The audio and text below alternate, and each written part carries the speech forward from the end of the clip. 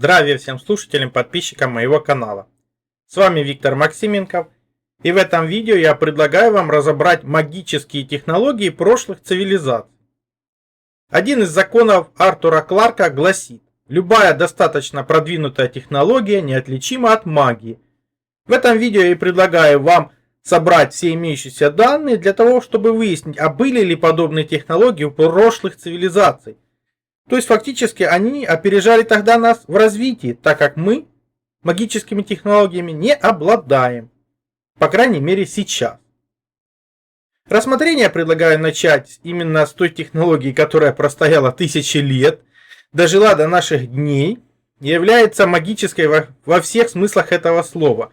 Я хочу рассмотреть в первую очередь мост Рамы, так называемый. Это мост длиной 48 километров по дну океана. Он был сооружен по приказу императора Рамы. Строительство велось под руководством Налы силами подданных и союзников Рамы, включая армию обезьян. Но здесь магическая технология даже не в том, что мост строят обезьяны, даже не в том, что это 48 километров, и он построен по дну океана, даже не моря. Насколько это сложно, вы можете сравнить сейчас, зная, какие усилия нужны были для того, чтобы построить тот же Крымский мост. А он в 2,5 раза меньше, чем мост того же Рамы. Так суть же в чем? Суть в том, что согласно тем же легендам, для строительства этого моста была использована магия. Какая именно? Любая скала, брошенная в море их руками, никогда не утонет и не сдвинется с места. Начертай свое имя на этих горах и каменных плитах. Твое имя легче ветра. Оно не обладает тяжестью. Тогда огромные горы и скалы, погружаемые в мои воды, останутся на поверхности и образуют мост. То есть подобную подсказку дал им бог океана, и обезьяны взяли гигантские эти скалы, писали на этих скалах имя, которое легче ветра, и они оставались на том же месте, образуя мост. Суть в чем? Казалось бы, это легенда, мало ли там что они придумают. Сохранилось это сооружение до наших дней. Где подтверждение? А факт в том, что подтверждения-то сохранились. То есть в современных храмах Индии существуют так называемые камни Рамы. На них четко видна надпись. И эти камни, о чудо, не тонут в воде. Не знаю, что увидели вы. Я считаю, что эта технология магическая, так как нам современным это непонятно, как это работает. На самом деле люди знали основы строения природы, поэтому могли применять так называемые технологии магии. Хотя, с моей точки зрения, здесь написана очень простая надпись. Может, на ней написано просто гелий, так как гелий является вторым по легкости химическим веществом. Конечно, он легче ветра. Может, именно это и позволяло этим камням оставаться невесомыми, и оставаться в одном месте. А что думаете вы? Напишите об этом в комментариях. Также подобные магические технологии применялись так называемыми татаро-монголами. Они же скифы, они же обычные славяне. Суть в чем? Все ссылки на материалы, как всегда, в описании. Но когда Марко Поло путешествовал, он описывает такие явления. Чуть не забыл рассказать вам о чуде. Когда великий хам живет в своем дворце и пойдет дождь, или туман падет, или погода испортится, мудрые его звездочеты и знахари колдовством да заговорами разгоняют тучи и дурную погоду около дворца. Повсюду дурная погода, а у дворца ее нет. Вот вам и древние люди. Всего-то меньше 1000 лет назад, но прекрасно управляют погодой, по крайней мере у дворца великого хама. И знахари, и звездочеты, и опять же, скорее всего, при помощи магии слова, магии символа, магии мысли. То есть технологии специальные. Второе наблюдение Марко Поло. По наговорам, по колдовству этих ловких знахарей-бакши, полные чаши сами собой поднимаются с полу, где они стояли, и несутся к великому хаму. И никто к тем чашам не притрагивается. 10 000 людей видели это. Истинная то правда, без всякой лжи. То есть то, что фактически изображено на картинке, это левитация. Левитация, опять же, при помощи магии слова, а может при помощи каких-то устройств техномагической природы. Обратите внимание на отечественную инновацию синтезит. Это не просто железо, это результат серьезной научной работы российских исследователей. Вот, например, кровь мужчины до приема синтезита. Эритроциты слипшиеся, нарушен перенос кислорода. Именно это часто становится причиной хронической усталости, заболеваний сердца и сосудов. А теперь его кровь уже через час после приема синтезита. Эритроциты в норме, кровь свободно несет кислород ко всем органам.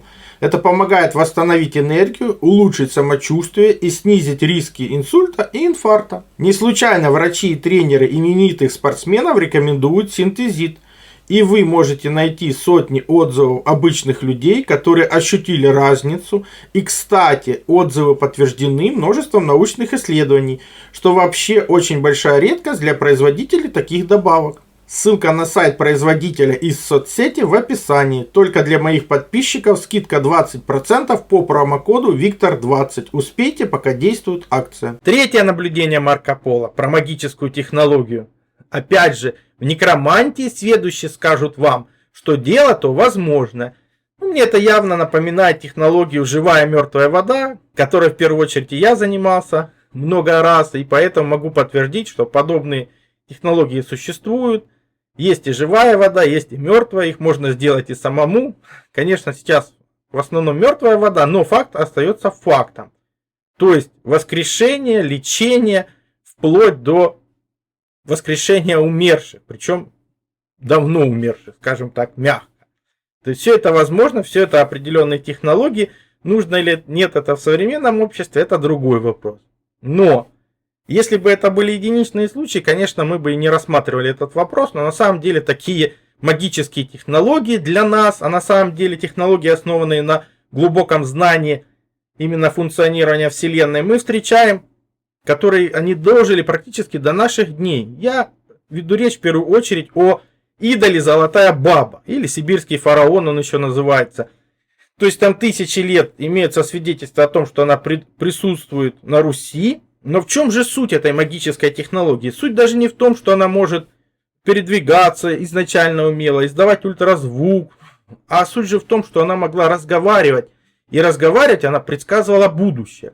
Вот как это описывается в тех, кто был свидетелем этого действия. Священник советуется с этим идолом об образе действий и направлении движения. И, поразительно говорится об этом в записях свидетелей, она дает обращающимся к ней ясные ответы, ведущие к получению правильного нужного результата. То есть фактически это магия, да, магия, предсказания будущего. А на самом деле все, кто воспользовался славянским гороскопом, знают, что это просто технология. Причем технология знания, как функционирует Вселенная. И зная эти алгоритмы, можно предсказать легко будущее. Действительно, человека, государства или похода, фирмы или другой какой-то организации. То есть всех, кто существует в реальном мире. Также, если бы это был единичный случай, но технологию роботов мы знаем еще с так называемой Древней Греции, где Гефест создавал роботов-воинов и роботов-слуг.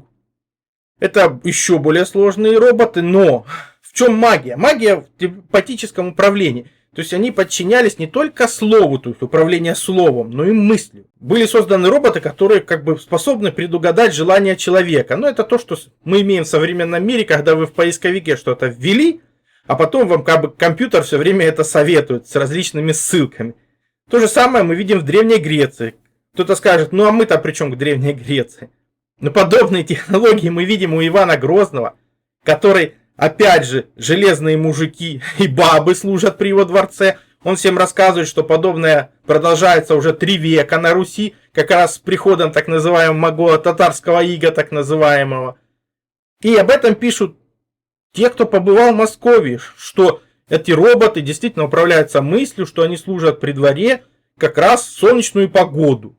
Почему это происходило? Да потому что оказалось, что они работают именно от фотосинтеза растений. И, скорее всего, фотосинтез растений, ну и несет так называемый искусственный интеллект, то есть зачатки разума. А свидетельство о том, что эти знания не были потеряны и продолжались, как раз то, что роботы создавались и в петровские времена. То есть библиотека Ивана Грозного, скорее всего, не была потеряна, она была спрятана. Не зря потом Сухаревскую башню, в которой Яков Брюс все это творил, разобрали по кирпичикам во времена Сталина. Скорее всего, искали остатки этой как раз библиотеки Ивана Грозного. Но вернемся к сути. Вот что говорят, опять же, свидетели. Он, Брюс, только подумает, кофейку бы сейчас. Она уже с подносом плывет плавая. То есть механическая горничная управляется мыслью. Опять же, как было и у Грозного, как было и у олимпийских богов. То есть технология одна и та же. И сделал ее граф из цветков и проволоки. Что касается остального по девичьей части, сделал резва и естественно, от чего дряхлый Брюс юношески держится. То есть она была полностью похожа на человека. Хотя внутри это была проволока, какие-то цветы, которые окропляли живой водой. То есть технология сохраняется как бы для нас, даже сегодняшних, это магическая технология. Мы такое не в состоянии сделать. Перед вами пример лапарской боевой магии. Рисунок из книги Олафса Магнуса, 1555 год. Опять же, знание работ природы позволяет уничтожить корабль противника, то есть при помощи только сил природы и при помощи использования слова и дела. То есть вот вам пример боевой магии, которая применялась ранее, причем не так уж и давно. Но у нас есть и официальные примеры применения магии. По преданию, святой Патрик совершал множество чудес, возвращая слепым зрение, глухим слух, исцеляя прокаженных, воскрешал умерших. Ну чем вам не магические технологии сотни лет назад? Причем, опять же, сам этот святой Патрик, он состязался с друидами, в котором сам Патрик и далее проявлял магические способности, в список которых входят выделение яда из кубка, удаление с целой долины насланного друидами снега и управление огнем и водой. Ну, легенды пишут, что многие ирландцы, тары принимают крещение после этого. Мне интересно, после чего? То есть магическое состязание приводит к чему? К крещению? Ну, интересный способ перевода из одной веры в другую. Хотя обратите внимание, на картинке красной стрелкой выделены небольшого роста женщины и гигантские мужчины. То есть кто это делал, что они делали? Ну, то, что это были магические состязания в знаниях основах природы. И фактически одна школа магов меняла другую школу магов. Вот что вижу я. А что видите вы, напишите в своих комментариях.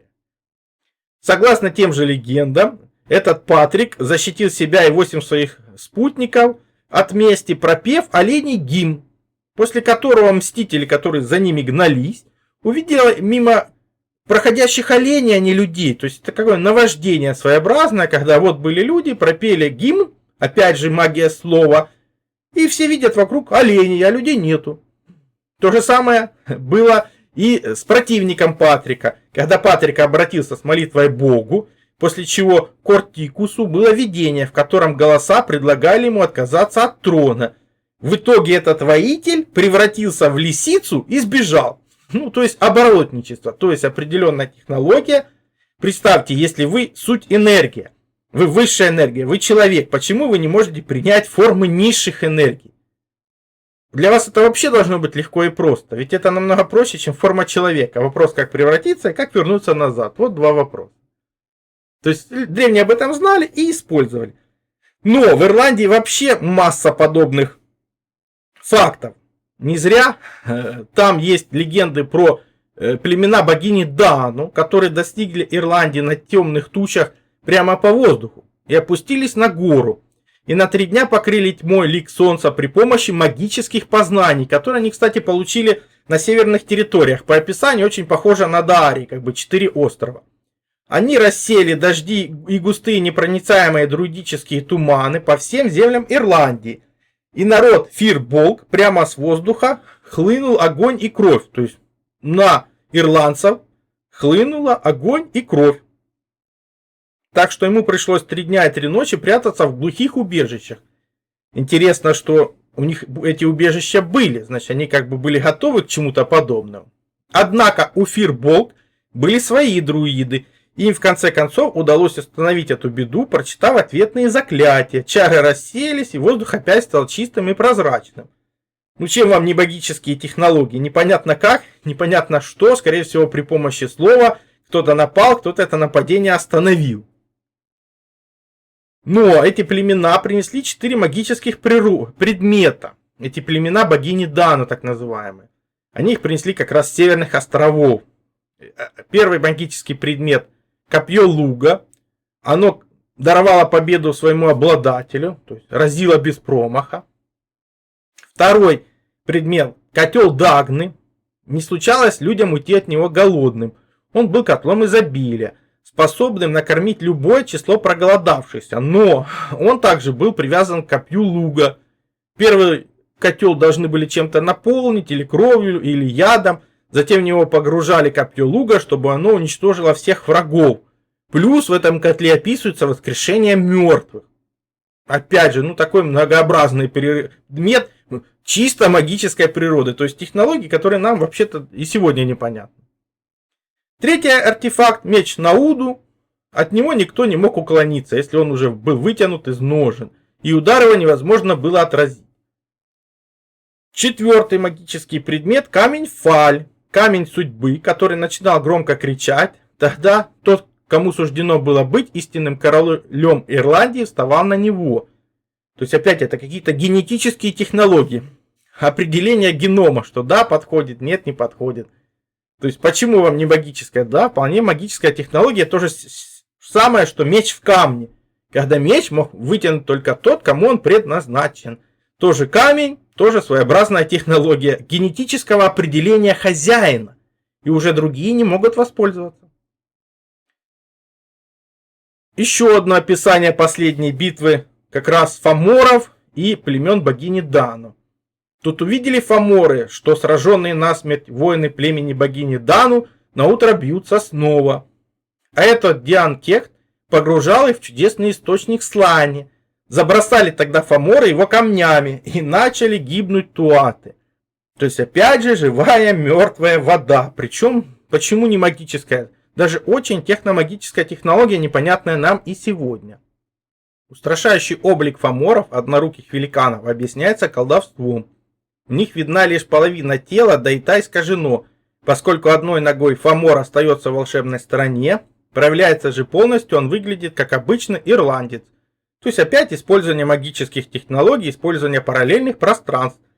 Подобные картинки я нашел в одном из арабских трактатов, выделил красными стрелками, где видно людей, которые только наполовину находятся в нашем измерении. Все-таки, какими бы магическими технологиями не обладали племена богини Дану, они все-таки в последней битве проиграли, и чтобы спастись от захватчиков, племена богини Дану применили свои чары и набросили на себя покров невидимости.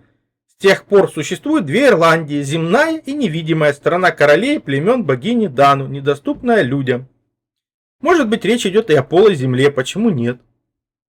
Потому что подобные магические технологии были присущи подводным жителям, которые в совершенстве владели магией, они были великими колдунами и чародеями, могли создавать разнообразные иллюзии и вызывать панику среди врагов, а также обладали способностью делаться невидимыми, то есть опять магические технологии.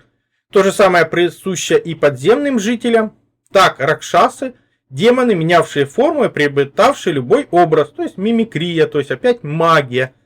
В Ригведе они изображаются в виде оборотней, ведущие преимущественно ночной образ жизни и превращающихся в зловещих животных и птиц. У меня на канале множество видео, где рассматриваются различные необычные птицы, животные, описанные в легендах, так что, скорее всего, это просто магические технологии и те же иллюзии для сокрытия летающих аппаратов определенных. Давайте сделаем выводы. Любая достаточно развитая технология неотличима от магии. Это третий закон Кларка, и он подтверждается. Цель видео статьи этой была собрать все имеющиеся данные, чтобы сделать вывод, использовали ли прошлые цивилизации технологии настолько развиты, чтобы они были неотличимы от магии. Я думаю, нам удалось это сделать. Потому что самым древним масштабным примером применения развитой технологии, похожей на магию, сохранившейся до наших дней, являются нетонущие камни Раммы. Магическая технология, которую применили более 3000 лет назад, и она позволила древним строителям построить мост длиной 48 километров между полуостровом Индостан и Шри-Ланкой при помощи нанесения надписей на камни. И они изменили свои физические свойства и приобрели способность не тонуть и постоянно находиться на поверхности воды в том месте, где они были размещены. В некоторых храмах Индии такие камни демонстрируются и сегодня. Предположительно, надпись на них гелий. Другие примеры применения магических технологий показывают, что их основой является применение истинных имен природных образований, силы слова, силы символа, силы мысли. Это позволяет управлять силами природы и применять их в своих интересах, как мирного строительства, так и боевого исполнения. Магические технологии описаны в легендах и мифах и применяются не только жителями поверхности Земли, но и другими цивилизациями, живущими параллельно, именно жителями подводной, подземной и воздушной цивилизации. Все ссылки на использованные материалы, как всегда, в описании под видео. Ну, помните, повторение мать учения, но информация с первого раза никогда не усваивается. Смотрите видео столько раз, сколько нужно. Все ссылки на использованные материалы в описании под видео. Кнопочку еще нажмите, все откроется. Либо смотрите в конечных заставках к видео. Ну, не превращайтесь в четвертую обезьяну нашего времени, которая просто уткнулась в гаджет, ничего не видит и ничего не слышит.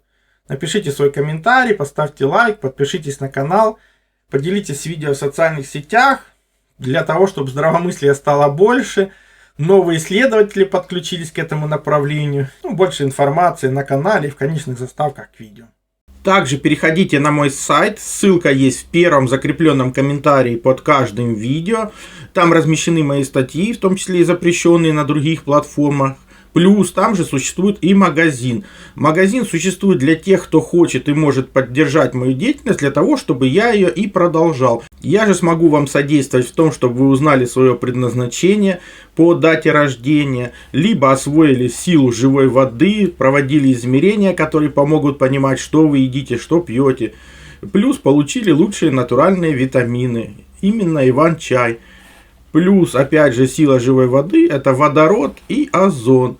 Именно эти две структуры воды помогают нам сохранить здоровье и вылечиться от любых болезней, потому что они универсальны, подходят как одному человеку, так и всем членам семьи.